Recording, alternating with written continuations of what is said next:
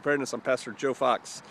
Life has a way of throwing stuff at you that you got to deal with, real stuff, and how you deal or don't deal with that kind of is the measure of you. Intro. Hey, a week ago today is the 6th of November. It's a Sunday, a first day. A week ago today, we were moving a brother from the apartment he and his family were living in up to the mountain, so multiple pickup trucks and trailer loads and things like that. It was a good day. It was a day much like today. Nice. And before that, earlier that morning around dawn, my wife and I had taken a walk, about a 1.5 mile walk. And she was going to meet us after we finished moving my brother. And we were all going to go to a local tap house and, just spend the afternoon on the deck, enjoying life, enjoying the brotherhood. And she called halfway through the move and said, "Yeah, I'm not feeling good, I'm nauseous, and I'm going to have to beg off."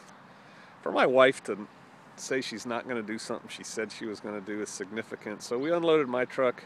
I said, "Guys, I got to go," and I took off to take care of her.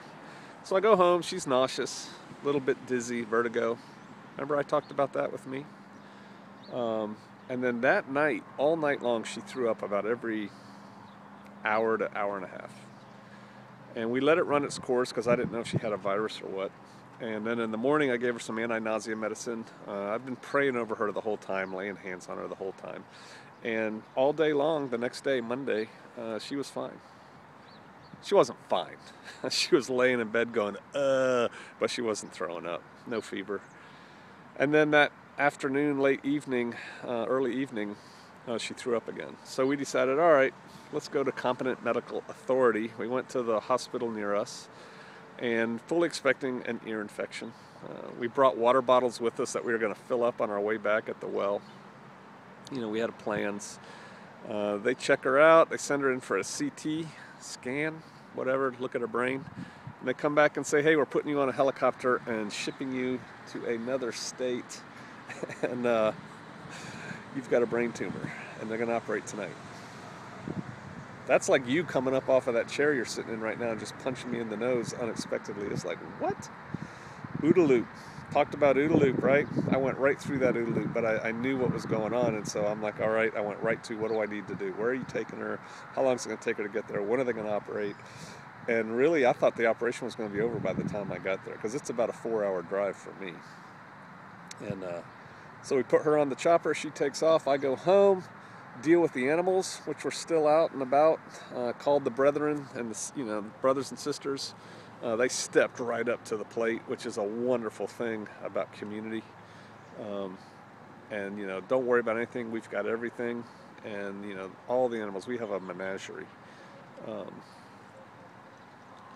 Then I drove up here, and I got here Monday morning about 2 in the morning. She was in an emergency room here for a day. Then they put her in an observation ward for 2 days, operated on her on Thursday. And today, Sunday, we're going home. Brain surgery. And we're going home, less than a week after it was diagnosed. You got a problem. Praise the Father. Praise modern medicine. Praise the hands of the doctors and staff that have been taking care of my wife. She's totally fine. She's totally normal except for a funky haircut. And she's a little bit weak from laying in bed for a week. So things to think about. Things I've learned just in this little bit of time. 1, life is real and it happens fast and you got to deal with it. 2, value the time you have together, because some dark thoughts went through my head. Now I know where my wife is going, and she's going to glory when she departs this mortal coil. But dang, I don't want her to go right now, right? Selfish of me, I know. Make a list on your cell phone now of all your messages of people you would want to contact in an emergency, so that you can just send one message and it goes to everybody, instead of what I had to do, and trying to find people. And I have some people on my text and some people on my email, so that's one thing. When you get a message like that from somebody you care about, don't immediately respond with a question. I texted and emailed about 20, 30 people, and you get all these questions right back. It's because they care, and it's because they're concerned. I get it. But I initially tried to answer them all, and then I'm like, you know what? No, I'm going to deal with this and my wife right now. And so, you know, information will be forthcoming when it's forthcoming, when you're on the other end of those messages. You might want to have a list of things to take if you think you got to go somewhere for a week. I did pretty good, but I forgot my toothbrush and toothpaste. I had to buy that, but I brought everything else, and that worked out pretty good. Keep your car in good running order. Mine's not. We were in the process literally on Monday, second day, we were going to take one of our pickup trucks in and have it worked on. As soon as that was done, we were going to have this big white beast worked on. You know, that was our plan. And right now, my back wheel's going when I drive it. You know, it is what it is. So yeah, keep your vehicles in good repair and take care of the important things. We've got an interesting couple weeks coming up, I think, and I just praise the Father that He took care of this issue with my wife now when He could. They said this tumor's been growing in her head for 10 years. It's benign. It's just one of those things, just a mass. Took it out, no problems. She's all there. So again, I praise the Father for that. I thank those of you who contacted me and, you know, gave me well wishes and prayers. I appreciate that.